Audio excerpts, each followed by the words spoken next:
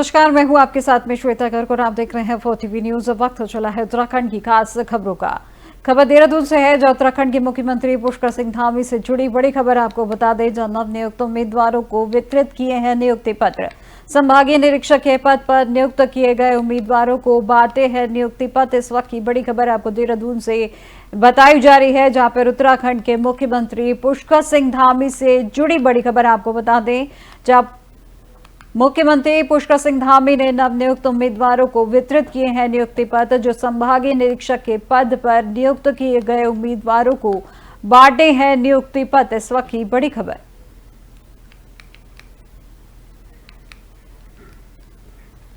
खबर सीएम धामी से जुड़ी है, जहां पर टनकपुर जिले में सीएम पुष्कर सिंह धामी ने वीडियो कॉन्फ्रेंसिंग से केंद्रीय सड़क और परिवहन राज्य मंत्री अजय टामटा ने स्टेशन पर हरी झंडी दिखाकर टनकपुर दौराई टनकपुर नियमित एक्सप्रेस ट्रेन को हरी झंडी दिखाकर रवाना किया है। सीएम ने कहा कि यह एक ऐतिहासिक पल है, जहां कुमाऊं क्षेत्र के लोगों को अब लंबी दूरी तक बेहतर ट्रेन सेवाओं का लाभ मिलेगा। इससे स्थानीय यात्रियों को सुविधा मिलेगी, जहां पे पर्यटन को नया आयाम मिलेगा और मां पूर्णागिरि धाम आने वाले श्रद्धालुओं के लिए यात्रा सुगम होगी। आज अपने आप में बड़ा सौभाग्य का दिन है कि वर्ष प्रतिपदा नवरात्रि के शुभारंभ में टनकपुर का एक और नया कीर्तिमान जुड़ गया है और टनकपुर से दुरई आज हमारी यहाँ से ट्रेन रवाना हुई है। माननीय मुख्यमंत्री जी ने वर्चुअल रवाना किया है। ये अपने आप में बड़ा सौभाग्य है कि हम पूरे अल्मोड़ा, पिथौरागढ़, बागेश्वर, चंपावत के लोगों के लिए ये बहुत सुविधा का ये स्थान बन चुका है। और टनकपुर से लगभग अभी मैं पता करा था कि 10,000 लोग रोज सफ़र कर रहे हैं, आना जाना कर रहे हैं, क्योंकि माँ पूर्णागिरि के धाम में भी लोग आते हैं। और इसलिए ये ट्रेन टनकपुर से चल के यूपी होते हुए दिल्ली और दिल्ली से दुरई राजस्थान पहुँचेगी, जिसका हफ्ते में 4 दिन इसका संचालन होगा, जिसका लाभ मेरे इस क्षेत्र के लोगों को बहुत भरपूर मिलेगा। और इसलिए ये अपने आप। और अब देहरादून से जुड़ी एक बड़ी खबर आपको बता दें। 30 अप्रैल को खुलेंगे गंगोत्री धाम के कपाट, जहां सुबह 10:30 बजे से कपाट खुलने का समय रखा गया। 4 मई को बद्रीनाथ धाम और 2 मई को केदारनाथ धाम के खुलेंगे कपाट, जहां यमुनोत्री, गंगोत्री, केदारनाथ और बद्रीनाथ उत्तराखंड की यात्रा हुई है शुरू। इस वक्त की बड़ी खबर आपको देहरादून से जुड़ी बड़ी खबर आपको बता दें। जहां 30 अप्रैल को खुलेंगे गंगोत्री धाम के कपाट, जो सुबह 10:30 बजे से है कपाट खुलने का समय। 4 मई को बद्रीनाथ धाम और 2 मई को केदारनाथ धाम के खुलेंगे कपाट। यमुनोत्री, गंगोत्री और केदारनाथ और बद्रीनाथ उत्तराखंड की यात्रा हुई है शुरू। इस वक्त की बड़ी खबर आपको देहरादून से बताई जा रही है।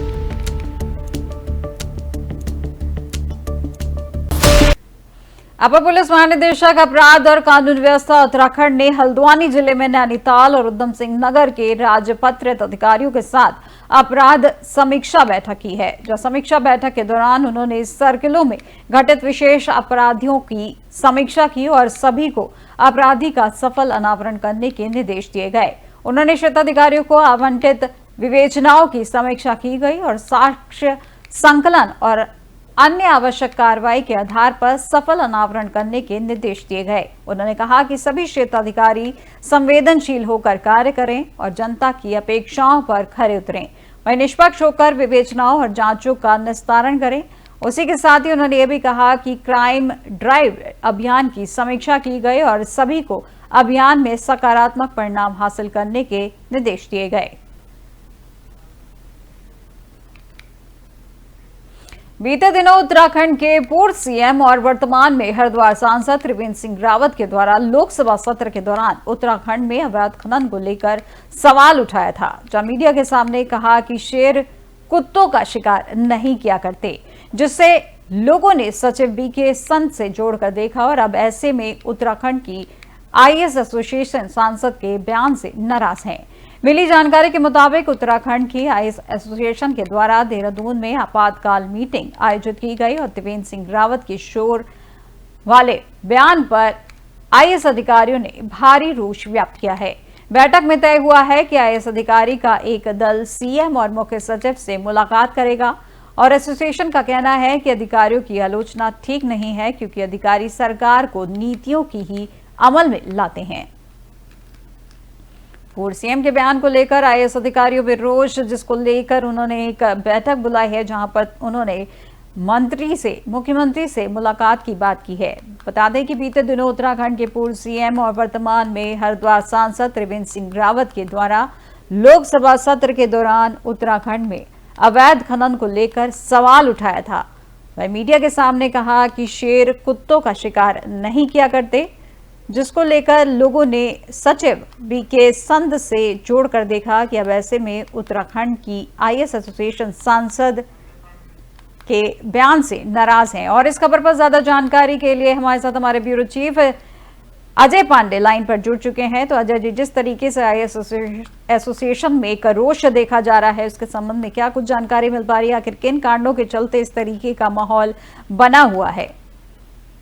देखिए श्वेता, उत्तराखंड में खनन को लेकर के लगातार सवाल उठाए जाते रहे हैं। सरकार की ओर से जिस तरह से निर्देश जारी किए जाते हैं उसके तहत खनन कार्य नहीं होते हैं और अवैध रूप से इन कार्यों को आगे बढ़ाया जाता है। तो ऐसे में लगातार सवाल उठने के बाद अब पूर्व मुख्यमंत्री त्रिवेंद्र सिंह रावत ने संसद में को उठाया था और जब ये मुद्दा संसद में उठा उसके बाद से जवाब देने के लिए उत्तराखंड के जो वरिष्ठ आईएएस अधिकारी हैं, खनन सचिव हैं ब्रजेश कुमार संत, उन्होंने कहा कि जिस तरह से सवाल उठाए गए संसद में वैसा उत्तराखंड में कुछ भी नहीं है और सामान्य तरीके से सरकार के निर्देशानुसार और नियमानुसार ही खनन का कार्य हो रहा है।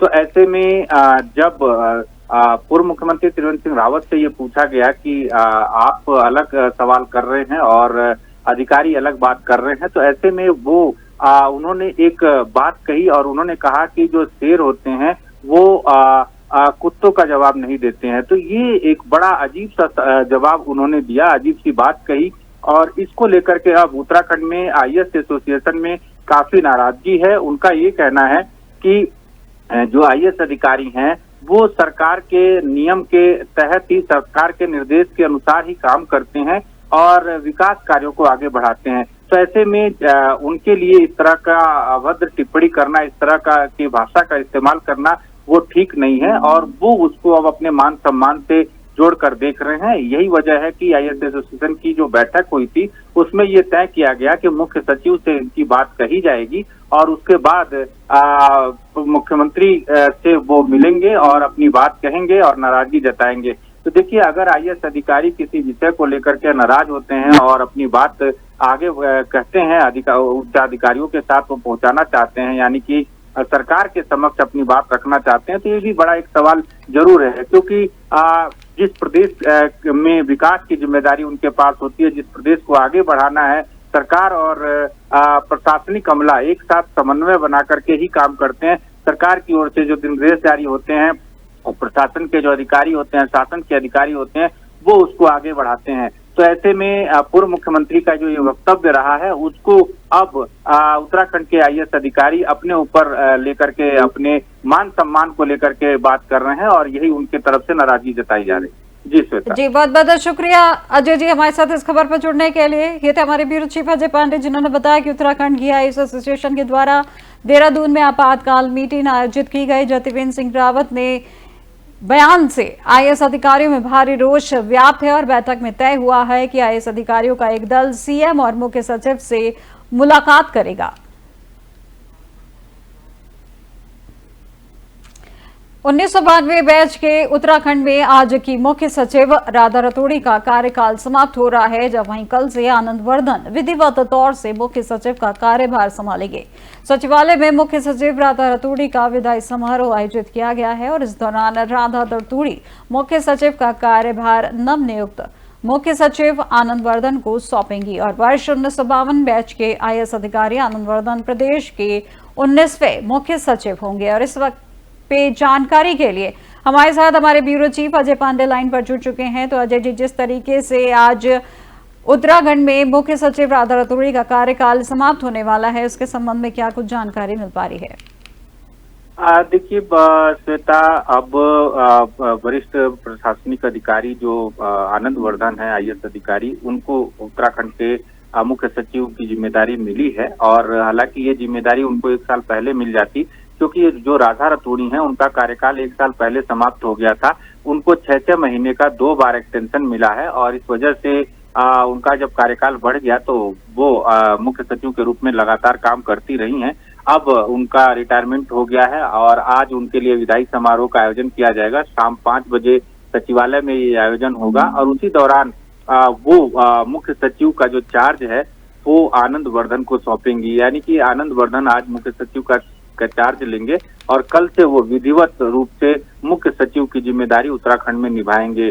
प्रशासनिक अमले में जिस तरह से पहले से तमाम तरह की बातें चल रही थी, माना जा रहा था कि राधा रतूड़ी को एक बार फिर से एक्सटेंशन मिल सकता है, लेकिन सरकार की ओर से अब मुख्य सचिव के तौर पर आनंद वर्धन को जिम्मेदारी सौंपी गई है और पूर्णकालिक मुख्य सचिव के तौर पर आनंद वर्धन यहाँ पर अब काम करेंगे और राधा रतूड़ी को आज विदाई दे दी जा रही है। उन्होंने अपने सेवा काल के दौरान काफी अच्छे कार्य किए हैं और 1992 बैच के IAS अधिकारी आनंद वर्धन है और वो कई विभागों में महत्वपूर्ण जिम्मेदारी यहाँ पर निभाते रहे हैं। इस समय इससे पहले जो है अपर मुख्य सचिव की जिम्मेदारी वो यहाँ उत्तराखंड में निभा रहे थे। हालांकि केंद्र की ओर से उनका नाम केंद्र में प्रतिनियुक्ति पर भेजे जाने के लिए आया था यहाँ पर उत्तराखंड में, लेकिन उत्तराखंड की ओर से उनको रिलीव नहीं किया गया और तभी ये तय हो गया था कि अब आनंद वर्धन चूंकि वरिष्ठ IAS अधिकारी हैं तो उनको ये जिम्मेदारी मिलेगी और अब वही उसी बात पर मुहर भी लगी है और उनको मुख्य सचिव का चार्ज अब यहाँ पर दिया गया है और आज वो मुख्य सचिव का चार्ज लेंगे और कल से विधिवत रूप से वो मुख्य सचिव की जिम्मेदारी उत्तराखंड में निभाएंगे। जी बहुत बहुत शुक्रिया अजय जी हमारे साथ इस खबर पर जुड़ने के लिए। तो ये हमारे ब्यूरो चीफ अजय पांडे जिन्होंने बताया कि उत्तराखंड में आज की मुख्य सचिव राधा रतूड़ी का कार्यकाल समाप्त हो जाएगा और वहीं कल से आनंद वर्धन विधिवत तौर से मुख्य सचिव का कार्यभार संभालेंगे। वही सचिवालय में मुख्य सचिव राधा रतूड़ी का विदाई समारोह आयोजित किया गया है और इस दौरान राधा रतूड़ी मुख्य सचिव का कार्यभार नवनियुक्त मुख्य सचिव आनंद वर्धन को सौंपेंगी जो 1992 बैच के IAS अधिकारी रहे हैं।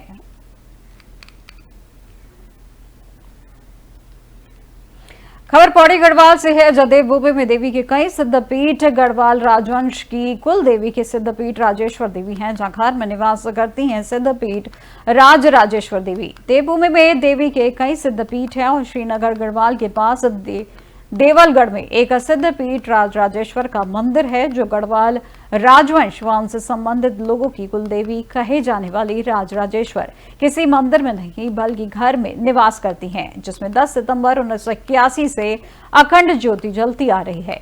राजेश्वर देवी 3 मंजिला घर में निवास करती हैं और वर्तमान में उसे ही सिद्धपीठ राजेश्वर मंदिर के नाम से जाना जाता है। मां राजेश्वरी को मोक्ष, वैभव, धन व योग की देवी कहा जाता है। यहाँ आज भी मूल स्थान पर उन्नत श्री अंत विद्यमान है। वहीं प्राचीन सिद्धपीठ राजेश्वर मंदिर के अमावस की रात को विशेष हवन के साथ प्राचीन परंपरा अनुसार नवरात्रि पूजा प्रारंभ हो चुकी है और मंदिर के पुजारी कुंजिका प्रसाद उनियाल ने बताया कि नवरात्रि के पहले दिन शुभ घड़ी में मां राजेश्वर महिषासुर मर्दिनी व त्रिपुरा सुंदरी की डोलियों को उन्नत श्रीयंत्र महेश्वर मर्दनी यंत्र व कामेश्वरी यंत्र विशेष श्रृंगार सहित 3 मंजिले भवन के दूसरे मंजिल के विशेष कक्ष में विराजमान किया गया है और इसके उपरांत यहां 10 महाविद्याओं के नाम हरियाली बोई जाती है और परंपरा अनुसार देवी भगवती को नए झंडे चढ़ाए जाते हैं। वे पुजारी कुंजिका प्रसाद उनियाल ने यह भी बताया कि जो कि हरियाली को प्राकृतिक स्वरूपों महामाया मानते हुए पूजन किया जाता है और नवरात्रि के समय दिन के साथ हर रात मंदिर प्रांगण में हवन किया जाता है। हम घनसाली से आए हैं और ये सभी पौराणिक मंदिरों में से एक मंदिर है। पापा ने ये सोचा कि यहाँ घूमेंगे, ये हमारी कुलदेवी का मंदिर है और आज नवरात्रि का पहला दिन भी है। जैसे मंदिर जैसे कि कुंजापुरी, चंद्रबदनी, सुरखंडा, इन्हीं में से ये काफ़ी सुंदर मंदिर जो कि एक गांव के ऊपरी हिस्से में है, काफ़ी अच्छा है।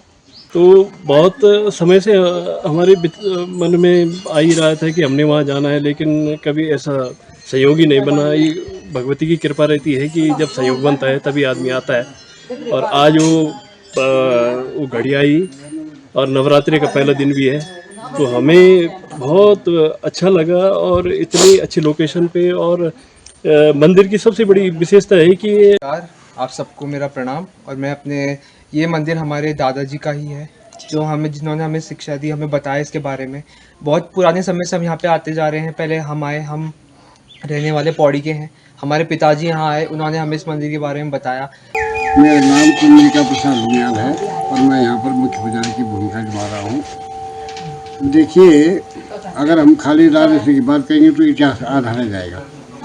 बात करेंगे हम देवगढ़ की। देवगढ़ को गढ़वाली में देवगढ़ भी बोलते हैं और दिलगुड़ भी बोलते हैं। दिलगुड़ का मतलब हुआ दिल मने हृदय और गुड़ मने गढ़। ऐसा गढ़ जो राजा को प्रिय था, जो प्रजा को प्रिय था, जो सबको प्रिय था, उस स्थान का नाम दिलगुड़। देव बोलते हैं छोटे मंदिर को, और देवर हो गया हिंदी में। जिस स्थान पे देवरों की अधिकता थी, छोटे छोटे देव थे। इसका मतलब ये हुआ कि प्राचीन समय में यहाँ पर। नमस्कार, मैं राजकुमार पुरी, विधायक विधानसभा पौड़ी से अपने समस्त क्षेत्रवासियों को और अपने प्रदेशवासियों को नवरात्रि की और हिंदू नववर्ष की प्रतिपदा के अवसर पर आज ढेर सारी बधाई देता हूं कि आज नवरात्रि शुरू हुए हैं। माँ भगवती की आराधना का शुभ पर्व शुरू हुए हैं। आज सभी मंदिरों में, माता के मंदिरों में हमारी माताएं बहनें बढ़ चढ़कर व्रत रखकर जो है पूजा अर्चना करती हैं। कई कीर्तन भजन होते हैं, कहीं जो है सांस्कृतिक कार्यक्रम होते हैं, और साथ साथ में जो है आज बड़ी भीड़ सभी मंदिरों में लगी होगी। आज विकास हमारे जो पौड़ी जनपद है। खबर विकासनगर से है, जहां आज पूरे देश में ईद का त्योहार मनाया जा रहा है, तो वहीं विकासनगर में भी मुस्लिम समुदाय के लोगों के द्वारा सुबह के वक्त ईदगाह में जाकर नमाज अदा की गई और देश की खुशहाली के लिए अमन चैन की दुआ मांगी गई। वहीं आपको बता दें कि आज चैत्र नवरात्रि का दूसरा दिन है और हिंदू लोगों के द्वारा चैत्र नवरात्रि के दूसरे दिन पर उपवास रखकर देवियों की पूजा की जा रही है। तो वहीं पूरे देश में ईद का त्योहार भी बड़े ही हंसी खुशी और हर्षोल्लास के साथ मनाया जा रहा है।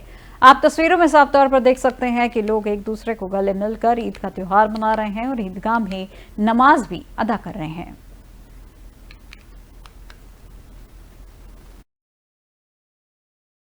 इससे खास मौका और इससे खास महीना आ नहीं सकता। ये बहुत समय बाद ये चीजें आती हैं, जहाँ पे हमारी आज ईद पड़ी है और नवरात्रि का दूसरा दिन है। तो सब लोगों से अपील है, पहले तो नवरात्रि की सभी हिंदू भाइयों को बहुत बहुत शुभकामनाएं, और ईद की मेरे सारे मुस्लिम समुदाय के भाइयों को ईद बहुत मुबारक हो। दूसरा, हम सबको एक दूसरे का ध्यान रखते हुए ये दोनों पर्व धूमधाम से मनाने चाहिए, और ये अमन का पैगाम। ईद का जो त्योहार है वो मोहब्बत का पैगाम है और भाईचारे का एक पैगाम है, जिसमें कुछ नफरती लोग होते हैं, कुछ मोहब्बत प्यार के टूटे हुए होते हैं। उन लोगों का मेल मिलाव का त्योहार है। जैसे कि ईद को अगर किसी की कोई नफरत होती है, कोई आपसी रंजिश होती है, तो आज के दिन उन आपसी रंजिशों को मिटाकर वो एक दूसरे से गले मिलते हैं, वो एक दूसरे से मोहब्बत का प्यार का पैगाम देते हैं आपस में। खबर रुद्रप्रयाग जिले से है, जहां बद्रीनाथ धाम पर सिरोबगड़ के पास अलकनंदा नदी के किनारे शव दिखाई देने से स्थानीय लोगों में हड़कंप मच गया। सूचना मिलते ही एसडीआरएफ और डीडीआरएफ की टीम ने घटनास्थल पर पहुंचकर रेस्क्यू अभियान शुरू कर शव को खाई से निकाला और मुख्य मार्ग तक पहुंचाकर आवश्यक कार्रवाई के लिए पुलिस के सुपुर्द किया गया। शव की पहचान अगस्त मुनि के भटवारी निवासी 55 वर्षीय चंद्रशेखर भट्ट के रूप में हुई है, जो व्यक्ति सिरोबगड़ के पास बद्रीनाथ हाईवे पर अनियंत्रित होकर खाई में गिर गया था, जिसकी मौके पर ही मौत हो गई।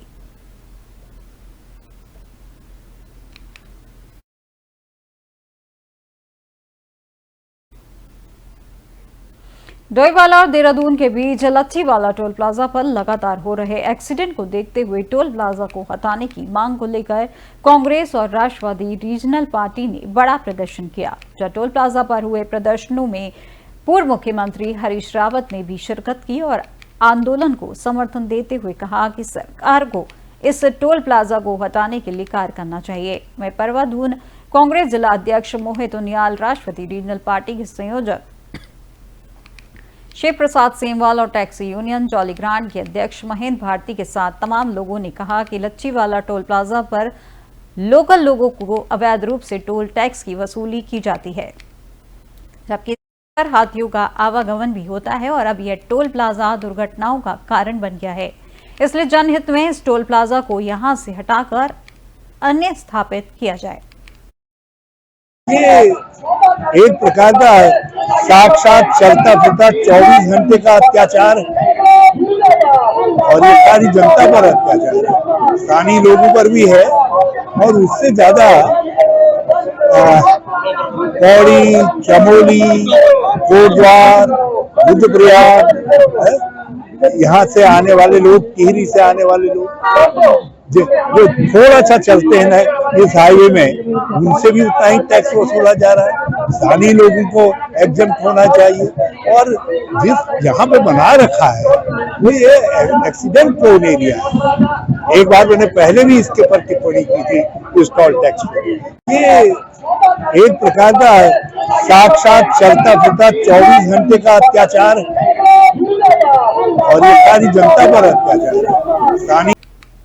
अब खबर देहरादून से है, जहां फूड पॉइजनिंग से 100 लोग हुए हैं बीमार। जहां कुट्टू के आटे में मिलावट से 100 लोग बीमार हुए हैं। वह लोगों को कोरोनेशन और जिला अस्पताल में कराया गया है भर्ती। जहां मंत्री धन सिंह रावत ने लोगों का जाना है हालचाल, बेहतर इलाज के लिए अस्पताल प्रशासन को दिए हैं निर्देश। इस वक्त की बड़ी खबर आपको देहरादून से जुड़ी बता दें, जहां पर फूड पॉइजनिंग से 100 लोग बीमार हुए हैं। जहां कुट्टू के आटे के मिलावट से 100 लोग बीमार हुए हैं और लोगों को कोरोनेशन और जिला अस्पताल में कराया गया है भर्ती। और मंत्री धन सिंह रावत ने लोगों का जाना है हालचाल और उसी के साथ बेहतर इलाज के लिए अस्पताल प्रशासन को निर्देश दिए हैं।